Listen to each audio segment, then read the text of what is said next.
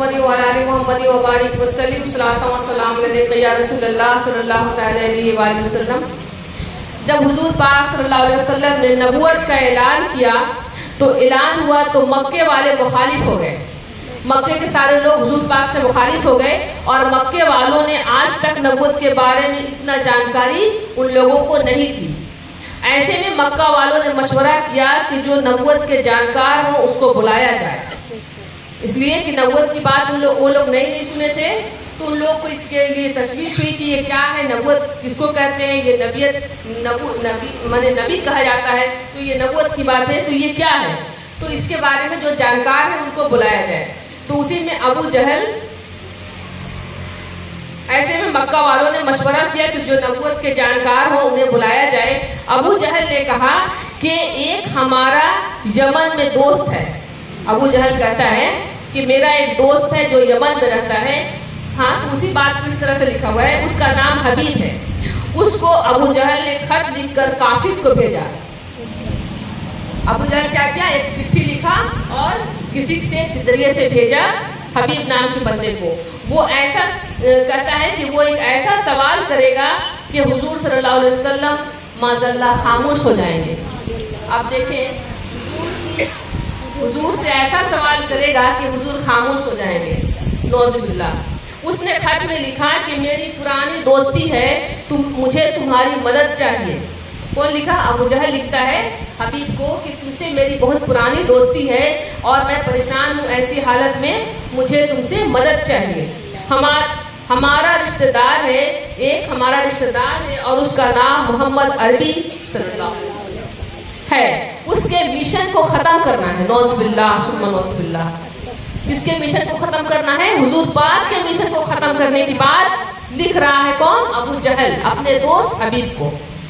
اس کو باتوں میں الجھا کر رکھو گے، کہتا ہے کہ تم ان کو باتوں میں الجھا کر رکھو گے، مکے والوں کے سامنے ان کی بولتی بند ہو جائے گی۔ وہ مکہ میں آیا اور بڑوں کو اپنے داؤ پیٹ میں پھنسا لیتا ہے۔ حبیب نے خط لکھ کر تیز رفتار میں روانہ ہو گیا۔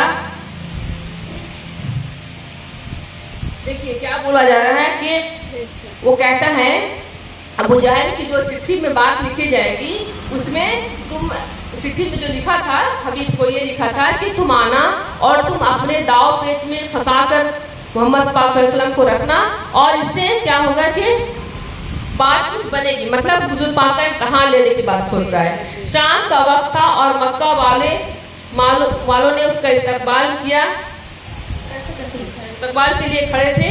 شام کا وقت تھا، 14ویں رات تھی۔ کسی نے حضور سے کہا کہ حضور آپ چلیے۔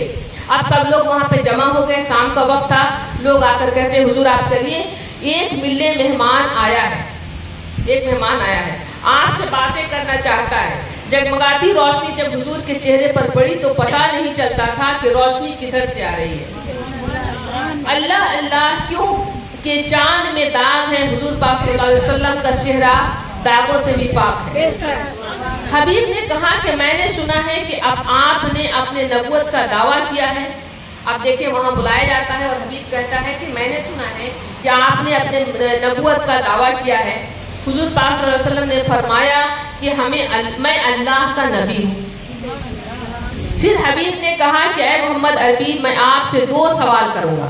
اب وہ حبیب کہتا ہے کہ میں آپ سے 2 سوال کروں گا، ایک سوال میں پہلے کروں گا، اس کے بعد دوسرا سوال کروں گا۔ حضور پاک صلی اللہ علیہ وسلم کی کیا شان ہے؟ اس نے کہا کہ میں اس کہتا ہے کہ حبیب کہتا ہے کہ میں آپ سے 2 سوال کروں گا یا رسول اللہ صلی اللہ علیہ وسلم، ایک سوال تو یہ پہلے کروں گا اور ایک سوال بعد میں کروں گا۔ جو پہلے سوال کرتا ہے وہ کہتا ہے کہ اگر آپ چاند کو 2 ٹکڑے کر دیں تو میں مان لوں گا کہ آپ نبوت والے ہیں، یعنی آپ کو اللہ پاک نے نبوت عطا کیا ہے۔ سوچئے آپ چاند کو اگر 2 ٹکڑے کر دیں تو میں مان لوں گا، اور دوسرا سوال پھر اس کے بعد کروں گا۔ جادوگر جانتے تھے کہ جتنا بڑا ہوگا اس کا اثر زمین پر ہوگا، زمین پر نہیں ہوگا۔ میرے نبی مسکرا کر پہاڑ پر چل گئے، ٹھیک ہے۔ اب وہ سوچا تھا کہ اتنا بڑا سوال کریں گے، اس لیے کہ جادو بھی جو ہوتی ہے وہ تو زمین اور یہ جو اسپیس ہے اس کے بیچ میں ہی ہوا کرتی ہے. آسمان میں تو کوئی جادو نہیں ہوتا. وہ آسمان میں تو اللہ اور اللہ رسول کی ہی حکومت چلتی ہے. اللہ چاہے تو فرشتوں کے ذریعے سے اپنی حکومت، اپنے نظام حکومت چلائے، مگر آسمانی جو دنیا ہے اس پر تو کوئی جادو نہیں چلتا. تو اس نے کیا کیا تھا، اس نے یہ کیا کہ اب تو یہ آسمانی دنیا کی بات ہے نا، چاند ستارے سورج چاند یہ سب پر تو کوئی جادو نہیں چلتا. تو اس لیے وہ جانتا تھا کہ میری جادو سے بڑھ کر تو کسی کا جادو نہیں، میں تو اتنا جانکار ہوں. تو اب میں حضور پاک سے اب ایسا سوال رکھا کہ وہ آسمان کا سوال، جس میں جو چاند ہے، چاند کو تو کوئی چھو نہیں سکتا، چاند کو دو ٹکڑے کرنے کی کیا بات ہے. تو اس لیے وہ چاہتا تھا کہ ایسا بڑا سوال کروں کہ حضور پاک نعوذ باللہ حضور کی بولتی بند ہو جائے. ارے لوگوں، حضور کی شان کو کیا سمجھو گے، حضور کی شان کی کیا جانتے ہو. ایک بندہ حضور کی، جہاں کوئی عام انسان، جہاں جادوگروں کی جادو جہاں ختم ہوتی ہے، اس کے کئی گنا آگے اللہ رسول کی نگاہ کرم شروع ہوتی ہے، اور انت کہاں تک ہوتی ہے اس کی کیا کسی کو خبر. لیکن وہ سوچتا ہے اس کی بات، حضور کی بات نرالی ہے. اور حضور کا حکومت تو چاند ستاروں پر کیا، حضور کی حکومت تو لوح و قلم پر بھی ہے. حضور کی حکومت تو اللہ کی تمام چیزوں پر ہے، لوح و قلم پر ہے. سورج چاند ستارے سبھی حضور کی وجہ سے چمک رہے ہیں. اگر حضور کو دنیا میں نہ آنا ہوتا تو یہ چاند ہوتے، نہ سورج ہوتے، نہ ستارے ہوتے. جیسے ہم سب حضور کے غلام، ویسے چاند سورج بھی حضور کے غلام ہیں. اور حضور کی حکومت، حضور کی بات سب سنتے ہیں، سب مانیں گے، سب مانتے رہنے کو تیار ہے. تو اس نے کیا کیا کہ کہا کہ آپ چاند کے 2 ٹکڑے کر دیں. اور اسی وقت کیا ہوتا ہے کہ ابو جہل دل میں خوش ہوا کہ کتنا ہوشیار ہے. ابو جہل سوچتا ہے کہ میرا دوست حبیب جو ہے وہ کتنا ہوشیار ہے، اتنا مشکل سوال کیا ہے میرا دوست کہ اب نبی پاک صلی اللہ علیہ وسلم چپ ہو جائیں گے. میرے نبی نے انگلی کا اشارہ کیا اور ایک پہاڑ پر چڑھ گئے، اور چاند کو انگلی سے اشارہ کیا ایسا کہ چاند 2 ٹکڑے ہو گئے. ایسا نہیں کہ چاند کے 1 ٹکڑے نہیں، جیسا کہ تصویروں میں دکھائی دیتا ہے 2 ٹکڑے ہو کر چاند کے دونوں ٹکڑے اتنے دور دور چلے گئے، ایک دائیں طرف چلے گئے اور ایک بائیں طرف چلے گئے. کہنے کا مقصود یہ ہے کہ حضور پاک صلی اللہ علیہ وسلم ایسا کیوں کیے کہ اگر صرف چاند 2 ٹکڑے ہوتے اور پھر آ کے مل جاتے، یا اسی وقت 2 ٹکڑے ہوتے آ کے مل جاتے، تو یہ ابو جہل پھر کچھ یہ لوگ جادوگر، اور جب حضور کو نہیں ماننے والے جو ہوں تو کچھ بھی بہانہ بنا سکتے تھے. لیکن اللہ کی شان دیکھیں کہ وہ چاند کو بھی جب حکم کیا 2 ٹکڑے کا، تو ایک کو دائیں طرف دے دیا اجازت، ایک کو بائیں طرف دے دیا، تاکہ لوگ اس بات سے گواہ ہو جائیں، ساری دنیا گواہی میں ہو جائے، اس لیے کہ کوئی نہ کوئی کہیں نہ کہیں تو دیکھ رہا ہوگا. اب آپ کو پتا ہے کہ نہیں پتا ہے کہ ایک اس دور کے جو رسول پاک صلی اللہ علیہ وسلم کے چاند کو 2 ٹکڑے ہوتے ہوئے دیکھے تھے نا، اس میں سے ایک صحابہ اتنی لمبی عمر ان کی حیات سے رہے کہ ان کا سب سے زیادہ اگر لمبی عمر کوئی دنیا میں پائے ہیں تو وہ صحابہ کرام ہیں. اور وہ صحابہ کرام کا مزار اقدس ہمارے ہندوستان میں ہی ہے.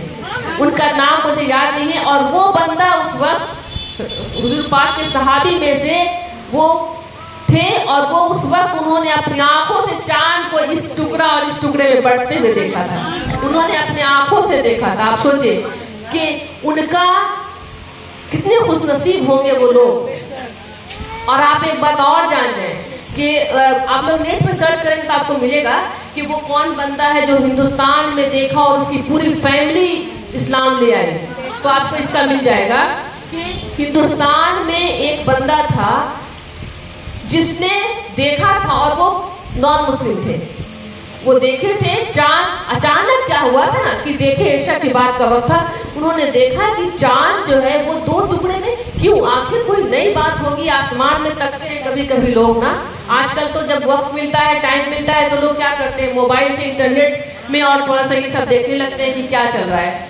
دور کے حالات. لیکن اس وقت کیا تھا, نیچرل چیزوں پر لوگوں کا دھیان تھا. جب ہوا چلتی, کچھ تھوڑا سا ماحول کو دیکھنا ہوتا تو لوگ اوپر دیکھتے, نیچے دیکھتے, ماحول دیکھتے. تو اس وقت چاند کی طرف ادھر ادھر آسمان کی طرف تک رہے تھے. تو وہ ہندوستان میں رہنے والے جب انہوں نے دیکھا کہ اچانک ارے ایسا کیا ہو گیا, اچانک اس نے کہا, اپنے بیٹے کو بلایا, اپنے بچوں کو بلایا, بھائی دیکھو کیا ہوا, ایسا کیا ہوا, دیکھو دیکھو دیکھو چاند ایک حصہ ادھر جا رہا ہے, ایک حصہ ادھر جا رہا ہے. اور یہ دیکھ کر تو کتنے کتنے لوگ اسلام لے آئے تھے. جب پتا چلا کہ جب رسول پاک کے پاس پہنچے کہ ایسا معاملہ کیا ہوا, تو وہ خود بندہ جو تھا, جو حبیب, اس نے بتایا تھا کہ ہاں ایسا ایسا ہوا. اور ایک نہیں, چونکہ اگر ابو جہل اور حبیب ہوتا تو شاید یہ بات کو چھپا دیا جاتا, لیکن وہاں تو ایسے ایسے لوگوں کو جمع کیا گیا تھا کہ چھپانے سے بھی چھپ نہیں سکتا تھا. لاکھوں کی تعداد میں لوگ جمع تھے. اس لیے اس دن چاند کے 2 ٹکڑے والے معاملات میں سبھی لوگ گواہی میں ہو گئے, اور اس سے کئی پورا خاندان در خاندان. اچھا ایک بات اور دیکھیں کہ یہ جو چاند کے 2 ٹکڑے ہوتے ہوئے دیکھے تھے اور ہندوستان کے ہیں, یہ مسلمان بھی ہو گئے, حضور پاک کے ہاتھوں سے اپنے بیت میں حضور کے چلے گئے, اور ان کے جو اولاد تھے ان کے اس وقت تک کوئی اولاد نہیں تھے, حضور کی دعا سے ان کے اولاد بھی ہوئے. یہ سارے انٹرنیٹ میں مل جائیں گے. دعا سے اولاد بھی ہوئے, اور جو اولاد اللہ پاک نے ان کو عطا کیا, وہ اولاد کی عمر بھی اتنی لمبی اللہ پاک نے دی کہ جب امام حسین رضی اللہ تعالیٰ عنہ میدان کربلا میں شہید ہونے جا رہے تھے, شہادت کا وقت, اس وقت انہوں نے برہمن جو ان کو کہتے ہیں نا, وہ اس کاسٹ کے تھے, انہوں نے مسلمان ہوئے تو انہوں نے اپنے 7 بیٹوں کو امام حسین کے لیے شہادت کے لیے میدان کربلا میں بھیج دیا. انہوں نے کہا کہ میں نے ان کے نانا کو چاند 2 ٹکڑے ہوتے ہوئے دیکھا. ان کے نانا مطلب امام حسین کے نانا جنہوں نے چاند کو 2 ٹکڑے کیا ہے, تو آج ان کے نواسے کا کیا عالم ہوگا. ساری سرداری تو انہی کی ہے, اور ساری جنت اور دوزخ تو انہی کی ہے. انہوں نے سوچا ہندوستان میں رہنے والے جنہوں نے ایمان لائے کے صحابی بن گئے تھے, انہوں نے کیا سوچا کہ اس سے بڑا اور کوئی بہتر وقت نہیں ہو سکتا کہ اپنے اولاد کو, میں تو قربانی نہیں دے سکا, مگر میں اپنے اولاد کو جو سب سے زیادہ عزیز ہوتی ہے ہر بندے کے لیے, اور ایک نہیں میرے 7 اللہ پاک نے اولاد دیے ہیں, اور اس سے بڑا بہتر وقت میرے لیے اور نہیں ہو سکتا کہ میں اس محمد عربی کا غلام تو بن گیا ہوں, لیکن اپنے 7 اولاد کو جب تک میں ان کے نواسے کے حوالے ان کے راستے میں سپرد نہ کر دوں, ان کے راستے میں ان کے ساتھ شہادت نہ کر دوں, شہید نہ کروا دوں, تب تک مجھے دل میں سکون نہیں مل سکتا. اور جب امام حسین کے ساتھ 7 بیٹے ان کے لڑتے لڑتے شہید ہو گئے, تب انہوں نے الحمدللہ کہا, اللہ کا شکر ادا کیا کہ آج مجھے لگا کہ میں دنیا میں جس مقصد سے آیا ہوں, آج میری مقصد پوری ہو گئی, میری دنیا اور آخرت سنور گئی. تو یہ ہوتے ہیں لوگ. اب دیکھیں کہ وہ حبیب جو تھا اس نے کیا کیا. پہلا معاملہ جب چاند کا دیکھا تو اب تو اس کی بولتی بند ہو گئی. نوز باللہ رسول اللہ کی بولتی بند کرنے آئے تھے, لیکن آج معاملہ ایسا ہوا کہ جو حضور کی بولتی بند کرنے کی سوچتے ہیں, اللہ ان کی بولتی بند کر دیتا ہے. جب اس کی بولتی بند ہو گئی تو بڑا پریشان ہوا. حضور پاک صلی اللہ علیہ وسلم کہتے ہیں کہ اے حبیب تو اور ایک دوسرا بھی تو سوال لے کر آیا تھا, کیا وہ دوسرا سوال جو ہے کیا وہ سوال تو کرے گا یا میں ہی تجھے بتا دوں. حضور سے کیا کوئی بات چھپی ہوئی ہے؟ کیا وہ سوال تو کرے گا یا میں تجھے بتا دوں کہ سوال کیا تھے تیرے؟ اس نے کہا یا رسول اللہ اگر آپ ہی بتا دیں تو اور کیا چاہیے. حضور پاک فرماتے ہیں کہ تمہارے گھر میں ایک بیٹی ہے جس کے لنگی ہے یعنی گونگی ہے, بات نہیں کر سکتی ہے, ہاتھ پیر سے اپاہج ہے, اب نارمل بچی ہے, وہ کچھ بولتی نہیں ہے, بڑی ہو گئی ہے, جوانی کے قدم پر رکھ چکی ہے, 12-13 سال کی عمر ہو چکی ہے, لیکن وہ بچی کچھ بھی نہ بولتی ہے, نہ کچھ کرتی ہے, نہ چلتی ہے, نہ اپنے سے کوئی کام کرتی ہے. تو دوسرا سوال یہ سوچ کر آیا تھا کہ اگر چاند 2 ٹکڑے کرتے ہوئے میں دیکھ لوں تو میں اپنی بیٹی کے لیے دعا کرنے کو کہوں گا. اب تو حبیب جو تھا وہ سمجھ جاتا ہے کہ نبوت کے لیے جس کو جانکاری ہو, ابو جہل نے حبیب کو بلایا تھا. اب پتہ یہ چلا کہ حبیب کو یہ بات ساری پتہ چل گئی کہ حضور نور علی نور ہے. حضور لباس بصر میں اس لیے آئے تھے ہمیں تعلیم دینا تھا اس لیے. تو دوسرا سوال جیسے ہی حضور پاک صلی اللہ علیہ وسلم ان سے خود بتاتے ہیں کہ تیرے دل کا سوال یہ تھا, تو وہ بندہ کہتا ہے یا رسول اللہ مجھے وہ کلمہ پڑھا دے جو کلمہ آپ پڑھایا کرتے ہیں. تو حضور نے کہا کہ لا الہ الا اللہ محمد رسول اللہ. اس نے وہ کلمہ تو پڑھ لیا اور کہا, حضور فرماتے ہیں کہ جا تیری بیٹی ٹھیک ہو جائے گی. وہ گھر پہنچا اور اپنی بیٹی کو, واقعہ بڑا لمبا بھی ہے شارٹ میں کر دیے, کہ پھر وہ گھر پہنچا تو بیٹی کہتی کہ ابا جان آپ نے جو کلمہ پڑھ کر آئے ہیں نا میں بھی ان کا کلمہ پڑھ چکی ہوں. کہتے ہیں کہ بیٹی تو کیسے کلمہ پڑھ لی, میں تو تیرے لیے تو بات کرنے لگی, میں تو ابھی تیرا علاج کروانے گیا تھا اور علاج کرا کر آ رہا ہوں. کہتی ہے کہ ابا جان میں نے خواب میں دیکھا جن سے آپ محمد ان کا نام صلی اللہ علیہ وسلم ہے آپ ان سے بات کر رہے تھے نا, اسی رات جس دن آپ نے بات کیا ان سے میں نے ان کو خواب میں دیکھا. انہوں نے کہا بیٹی اب اٹھ جا یا رسول اللہ صلی اللہ علیہ وسلم. انہوں نے کہا کہ بیٹی اب تو اٹھ جا, تیرے باپ نے تو کلمہ پڑھ لیا ہے, اب تو بھی چلنے لگے گی, تو بھی بولنے لگے گی, اب تو بھی کلمہ پڑھ لے. اشہد ان لا الہ الا اللہ واشہد ان محمدًا عبدہ ورسولہ. اسی بات کے ساتھ اس بیٹی نے بھی کلمہ پڑھ لیا اور لا الہ الا اللہ محمد رسول اللہ پڑھ کر وہ کیا ہو گئی, مسلمان ہو گئی. کہنے کا منشا یہ ہے کہ دیکھیں ہم حضور کی باتیں روز سنتے ہیں, روز جانتے ہیں, روز پڑھتے ہیں, آئے دن کچھ نہ کچھ. ہمیں عمل کی ضرورت ہے اور بے شک ہمارے جو بھی پیر بہن بھائی جو ہوتے ہیں وہ سارے عمل پر ہی قائم ہیں. کوئی نہیں کہہ سکتا کہ کوئی کتنا عمل کر رہا, کوئی کتنا کر رہا.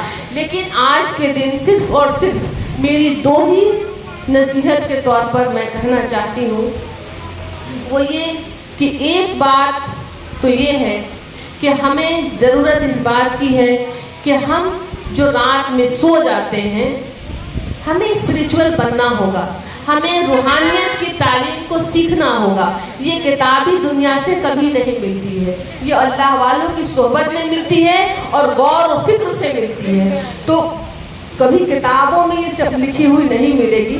اللہ پاک روحانی علم اور علم لدنی عطا فرماتا ہے, اپنی عطا سے فرماتا ہے. وہ علم کہیں کتاب سے نہیں ملتی.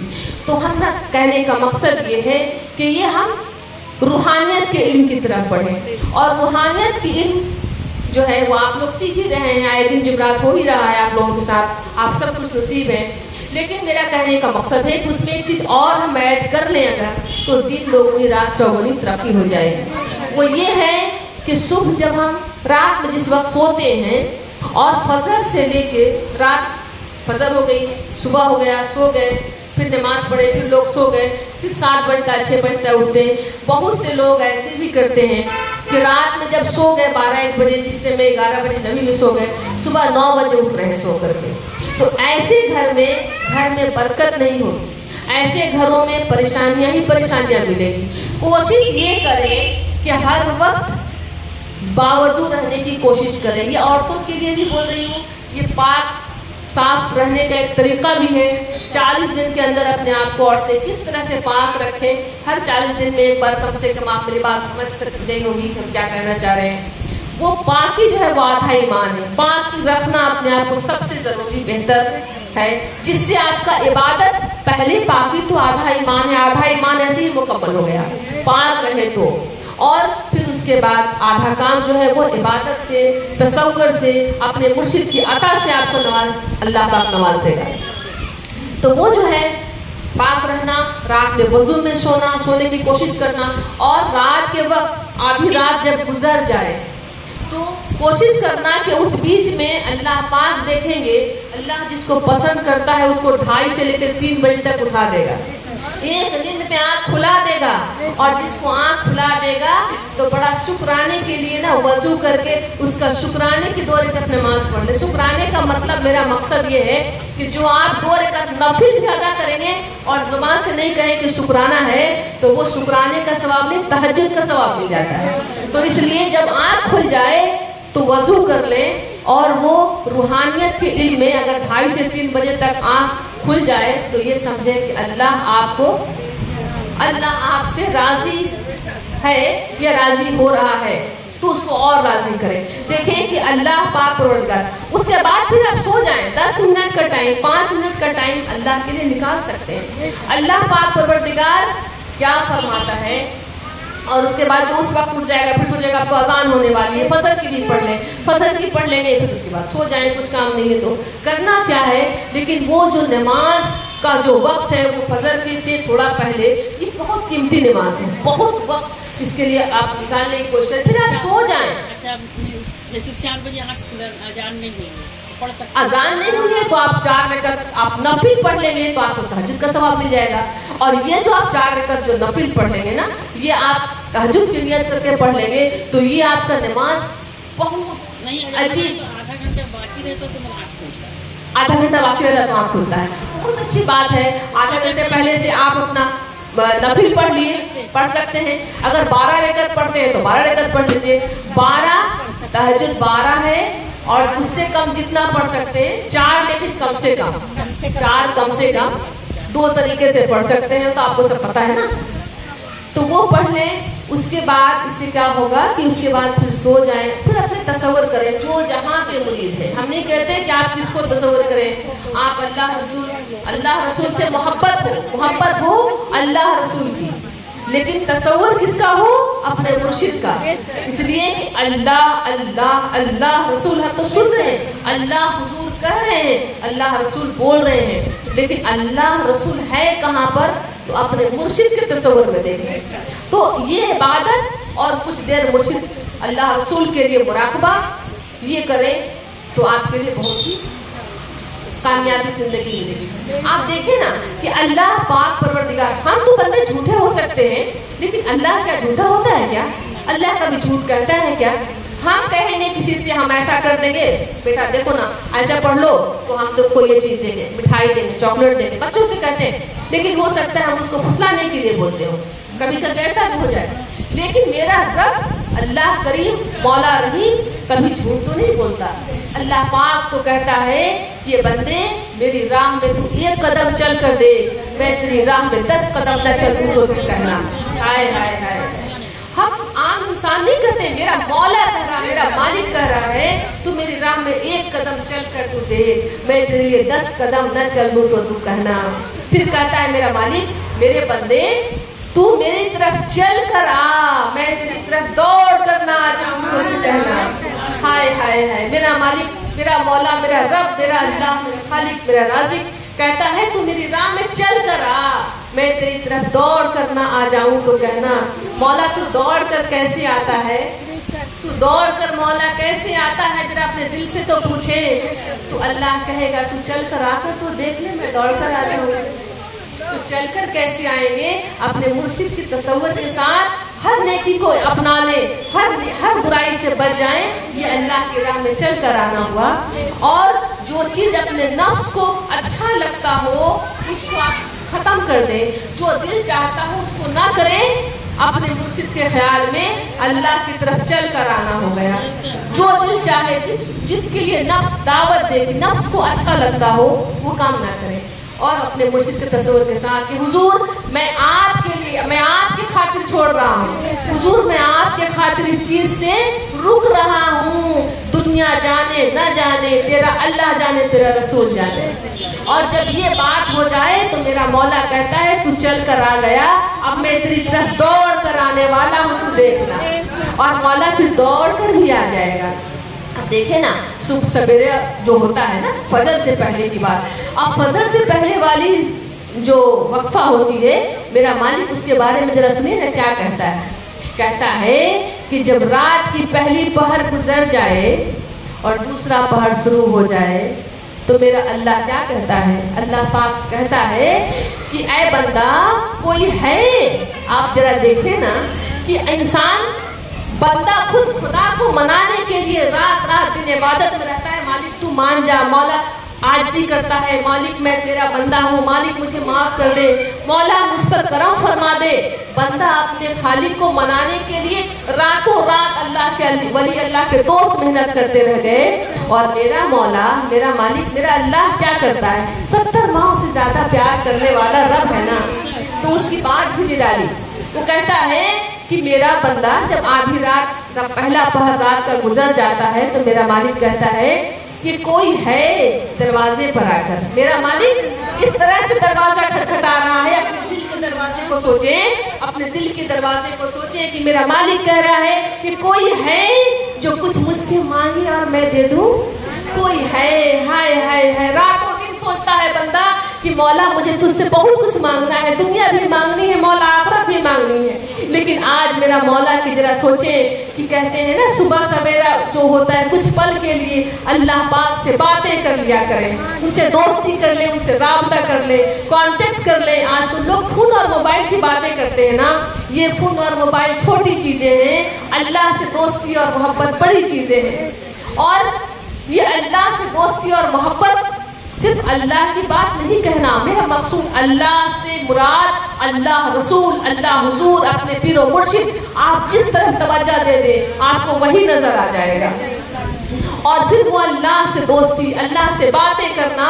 अल्लाह पाक फरमाता है कोई है जो कुछ मुझसे मांगे और मैं इसको दे दूं। और बंदा अगर जगह हो और कहे मौला मैं हूँ, मैं तुझसे मांगता हूँ, तू मुझे दे दे, फिर मेरा मालिक क्या कहेगा? जरा गौर करे ना। फिर मेरा मालिक यही कहेगा कि तू मेरी तरफ चल कर आ गया, अब मैं तेरी तरफ दौड़ कर आने वाला हूँ, तू देख ले, तू देख ले, अब मैं तेरी तरफ दौड़ कर आने वाला हूँ। फिर बंदा इंतजार करेगा, फिर अपनी आंखों से देखेगा, मौला दौड़ कर आएगा। और फिर अब और देखे मेरा मालिक वहीं पर रुक कर नहीं रहता, दौड़ कर आकर चुप नहीं होता। फिर मेरा मालिक कहता है हाय हाय हाय, क्या बात है। मेरा मालिक क्या कहता, मेरा अल्लाह पाक क्या करता उस बंदे के लिए? फिर दिखा दिखा कर कहता है दुनिया वालों को, इसलिए दिखा दिखा कर कहता है दुनिया वालों को। लोग सोचते हैं मैं नेकी किया हूँ छुपा करके, मैं भलाई किया हूँ छुपा करके, कोई नहीं जानेगा, कोई नहीं देखेगा। लेकिन मेरा मौला अब तो नेकी उसके दिल में डाला, उसको तौफीक अता किया, नेकी करवा दिया। लेकिन मेरा मालिक जो कि नेकी तो करवा दिया, अब मेरा मौला उस पर चुप नहीं होता, अब उसको जाहिर करवाएगा और उसको दुनिया के सामने दिखलाता है। और दिखा दिखा कर कहता है देखो देखो देखो मेरा बंदा आ रहा है, देखो मेरा बंदा आ रहा है। इस तरह से मेरा मालिक प्यार करता है अपने बंदे के साथ। आप देखें प्यार अल्लाह का कैसा होता है। तो अल्लाह का प्यार डायरेक्ट अल्लाह आसमान से जमीन पर आकर नहीं कहता, अल्लाह तो लगे नफ्स से भी ज्यादा करीब है। अल्लाह पाक परवरदिगार अपने जो प्यारे की तारीफ करता है तो खुद से आकर नहीं करता, वो अपनों के साथ अपने दोस्तों के जरिए से तारीफ करवाता है। अब अल्लाह का दोस्त कौन है? अल्लाह के वली। और अल्लाह का वली से उस बंदे का कांटेक्ट क्या है? तो सबसे बड़ा कांटेक्ट उस बंदे से उसका पीर ही हो सकता है। तो अल्लाह पाक जब उस बंदे की तारीफ करवाता है तो उसके पीर के जरिए से दुनिया में तारीफ करवाता है। पीर के जरिए से, चाहे मौला है ना, मालिक है, उसकी मर्जी, वो कैसे तारीफ करवाए, चाहे तो अब उसके पीर से करवा दे।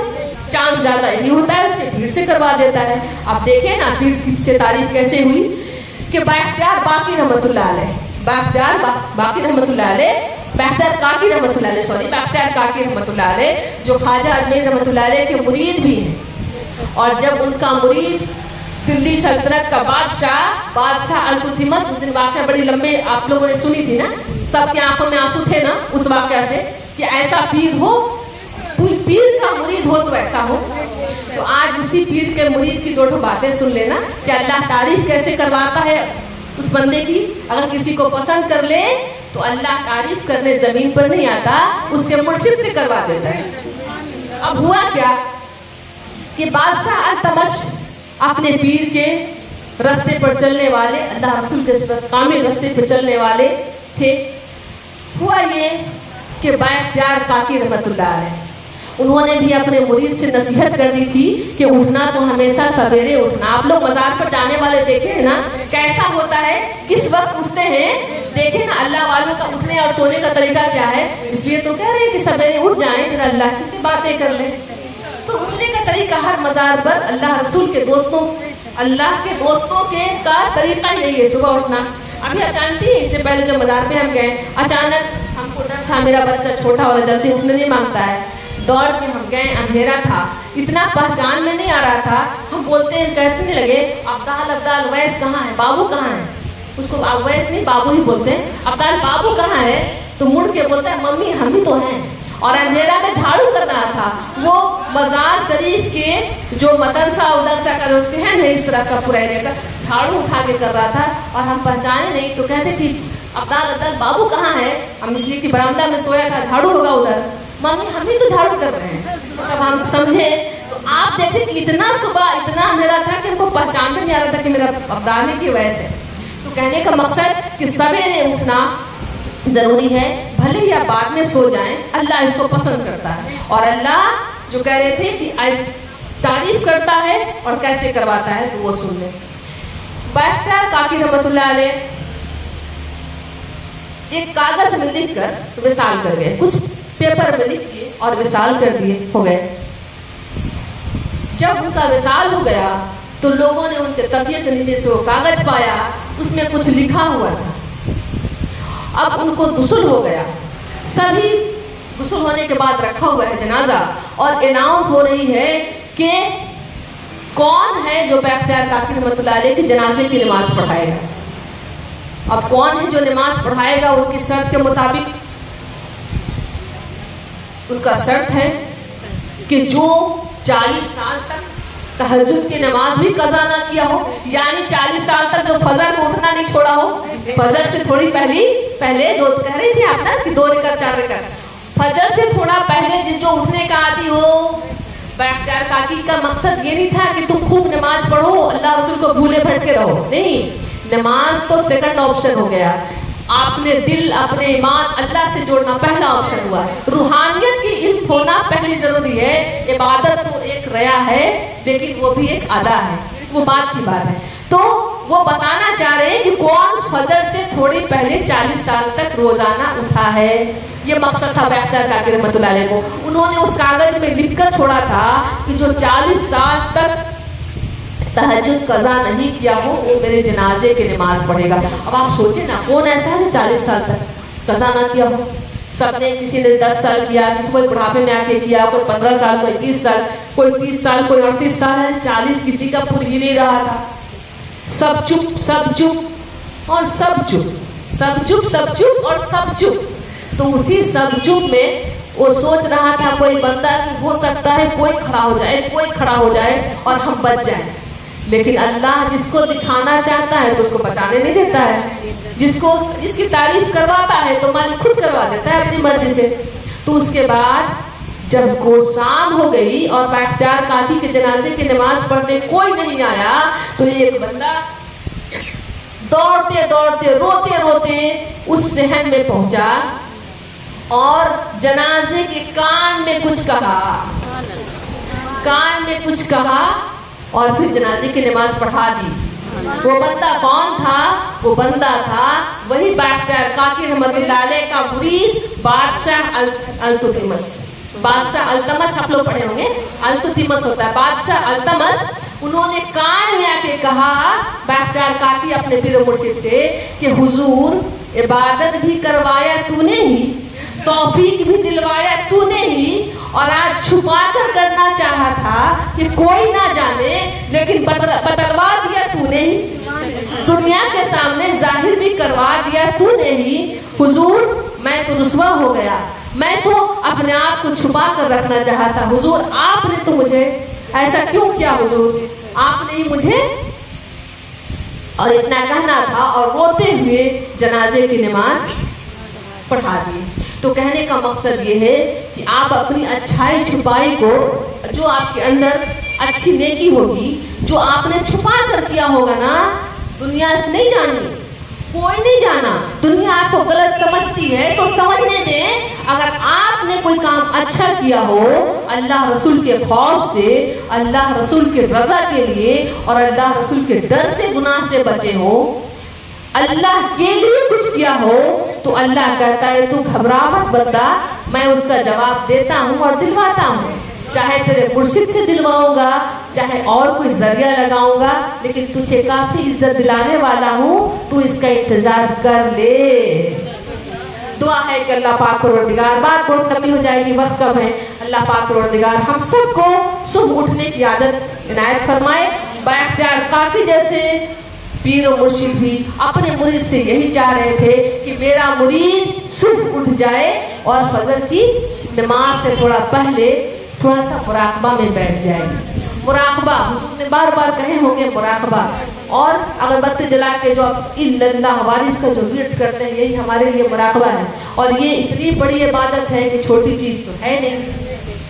اپنے مرشد کی تصور کر کے، اور آپ کو یہ بھی پتا ہے کہ ہمارا سلسلہ کیا ہے، وہ سلسلہ ہے کہ لوگ ترستے ترستے رہ جائیں گے اور نصیب سب کو نہیں ہو سکتا۔ اللہ پاک جسے عنایت فرمائے، اللہ جس پر کرم فرمائے، کرم والے وہی ہوتے ہیں۔ دعا ہے کہ اللہ پاک پروردگار ہم سب بھی نگاہ کرم، ہم سب پر نگاہ کرم رکھے اور ہم سب کو معاف فرمائے، آمین یا رب العالمین۔